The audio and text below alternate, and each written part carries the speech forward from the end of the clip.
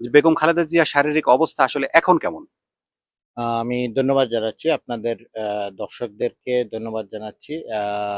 বেগম খালেদা জিয়া আলহামদুলিল্লাহ উনি এখন সুস্থতার দিকে আগাচ্ছেন এবং উনার সুস্থ অ ১৭ দিন মেডিকেল ভাবে চেকআপ হসপিটালে লন্ডন ক্লিনিকে থাকা অবস্থায় এরপরে উনি জনাব তারেক রহমান সাহেবের বাসায় সেইম হসপিটালের ডক্টরদের তত্ত্বাবধানে তিনি চিকিৎসাধীন অবস্থায় ছিলেন এবং ওনার ইমপ্রুভ হয়েছে এবং আপনারা জানেন আগামীকাল যাওয়ার একটা প্ল্যান করা হয়েছে। আমরা এই ব্যাপারে আপনাদেরকে শীঘ্রই ডিটেইলস গুলি আপনাদেরকে আমরা জানাবো।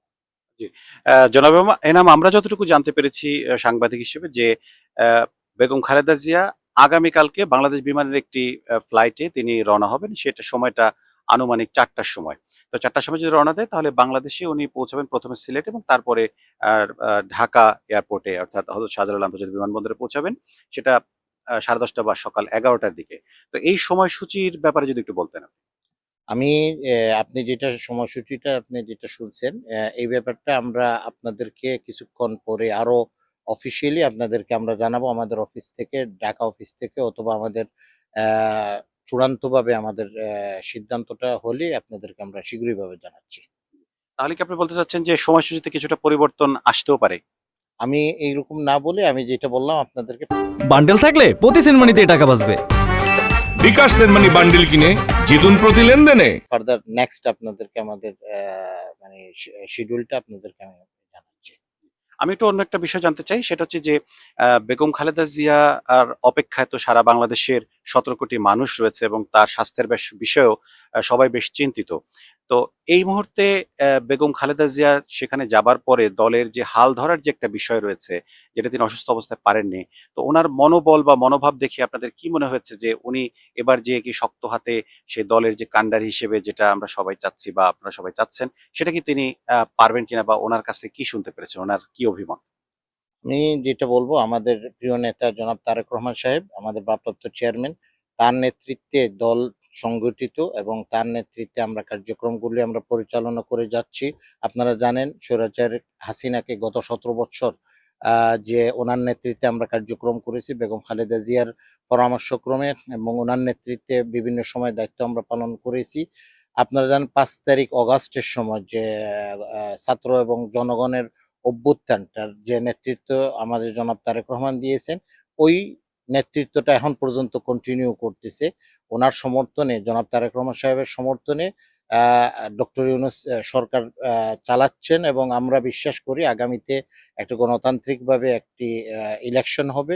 যে জায়গায় গণতন্ত্র প্রতিষ্ঠিত হবে, ভোটের অধিকারটা প্রতিষ্ঠিত হবে আমাদের জনাব তারেক রহমানের নেতৃত্বে। জি।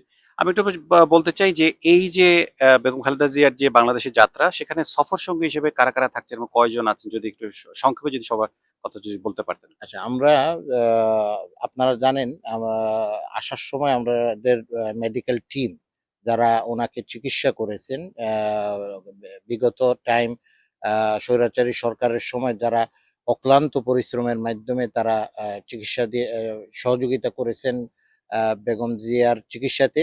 তারাই ছিলেন উনার সফরসঙ্গী হিসেবে দায়িত্ব পালন করেছেন। উনারাই উনার সাথে ব্যাক করার কথা। এবং উনার সাথে যে ঢাকার থেকে যারাই আসছিলেন উনারাই ব্যাক করবেন। এর সাথে আমাদের আ প্রিয় আ নেতা জনাব তারেক রহমান সাহেবের আ সহধর্মিণী ডক্টর জুবাইদা রহমান তিনিও আমাদের সাথে থাকবেন। আমি একটু আরেকটু বিষয় জানতে চাই, যেটা হচ্ছে যেটি নিয়ে সাধারণ মানুষের অনেক আগ্রহ রয়েছে। যে বিএনপির ভারপ্রাপ্ত চেয়ারম্যান জনাব তারেক রহমান, আ তিনি আসলে কবে নাগাদ দেশে ফিরবেন? এই বিষয়টি যদি একটু বলতেন। আ জনাব তারেক রহমান অপেক্ষা করতেছেন। দীর্ঘ ১৭ বছর থেকে তিনি অপেক্ষা করতেছেন বাংলাদেশে যাওয়ার জন্য। পরিবেশটাকে তৈরি হওয়ার সাথে, সাথে তিনি যাবেন এবং কিছু প্রক্রিয়াধীন কার্যক্রমগুলি আছে, ওইগুলি সম্পূর্ণ হওয়ার সাথে, সাথে তিনি চলে যাবেন বাংলাদেশে। এবং ওনার আগ্রহ যদি আজকেই কার্যক্রমগুলি শেষ হয়, তাহলে কালকেই উনি চলে যাওয়ার মানসিকভাবে উনি তৈরি। যে প্রসিডিউর গুলি মেইনটেইন হচ্ছে, ওগুলি সম্পূর্ণ হওয়ার সাথে, সাথে বাংলাদেশের জনগণের পাশেই উনি থাকবেন। আমি আরেকটু সবশেষে জানতে চাই যে সাধারণ মানুষ এটাও বলতে চাচ্ছেন বা বিভিন্ন মিডিয়াতে এটাও খবর এসেছে যে আ জনাব তারেক রহমানের যতগুলো মামলা ছিল সেই সব মামলা থেকে সবগুলোতে উনি খালাস পেয়েছেন।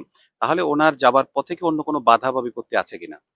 আমি শুধুমাত্র আমি বলছি প্রসিডিওর মেনটেন আরো শুধুমাত্র একজন দীর্ঘ ১৭ বৎসর একটা জায়গায় থাকলে স্বাভাবিকভাবে দীর্ঘ ১৭ বৎসর যদি দেশের বাহিরেও থাকে তাহলে বহু জিনিস ওনার সাথে সম্পৃক্ত থাকে।